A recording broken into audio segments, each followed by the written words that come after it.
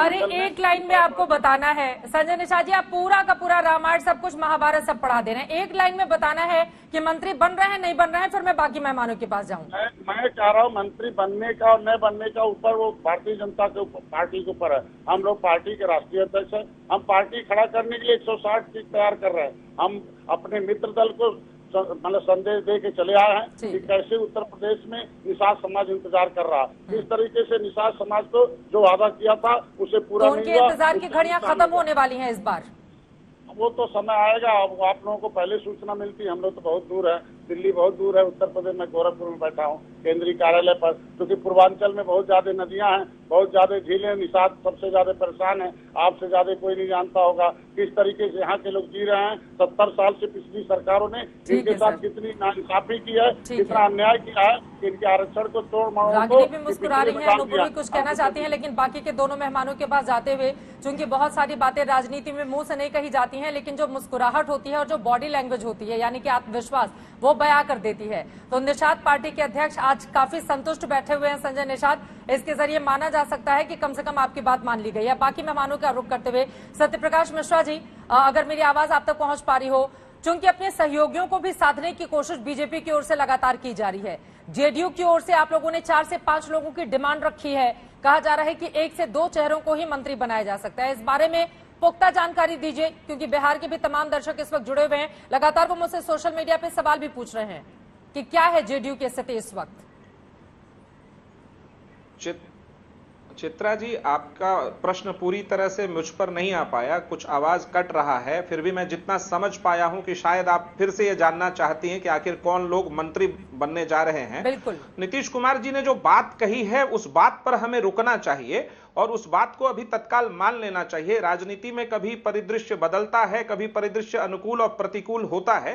प्रधानमंत्री महोदय का विशेषाधिकार है, वो अपने विशेषाधिकार का वो जरूर अच्छा इस्तेमाल करके एक बेहतर मंत्री परिषद का जरूर विस्तार करेंगे और इंतजार करना चाहिए। शपथ लेने के समय जब जो जानकारी सामने आती है वो जानकारी पुख्ता होती है। मीडिया में और देश में जरूर इसकी कौतूहलता होती है कि आखिर कौन मंत्री बनते हैं, और मीडिया को भी बहुत नामों की चर्चा मीडिया ने की है, तो मीडिया को भी कहीं ना कहीं कुछ इशारा जरूर है।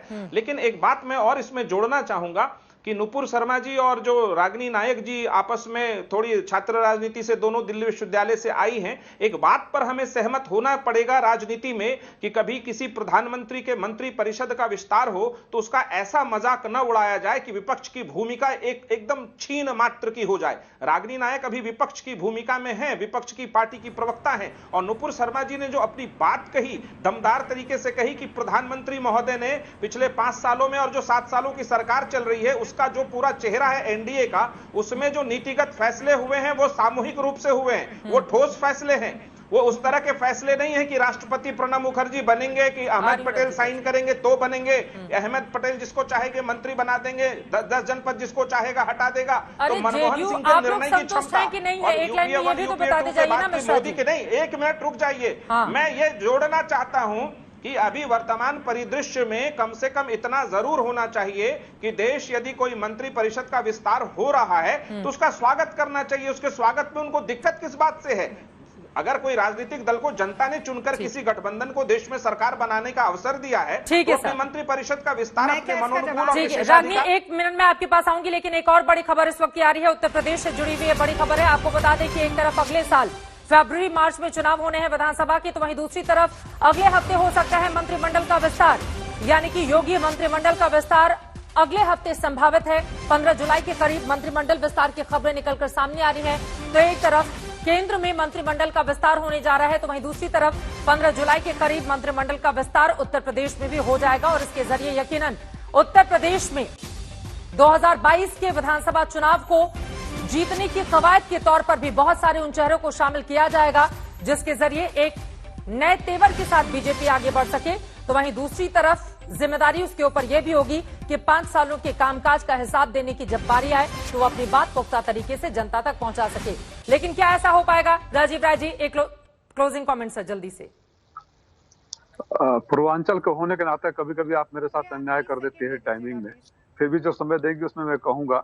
अभी आप दोनों कांग्रेस और भाजपा के बहनों को सुन रहे थे, वो फोन पे मंत्री बना रहा था तो दूसरे इनके यहाँ पत्रकार बना रहा था, तो यहाँ इनके यहाँ पत्रकार पुलवामा से पहले पता चल जा रहा था, पुलवामा के बाद जश्न मना रहा था। ये तो हालत है। उत्तर प्रदेश की बात कर रही है तो उत्तर प्रदेश के बारे में कहूँगा, उत्तर प्रदेश के बारे में बात कर रहा हूँ तो उत्तर प्रदेश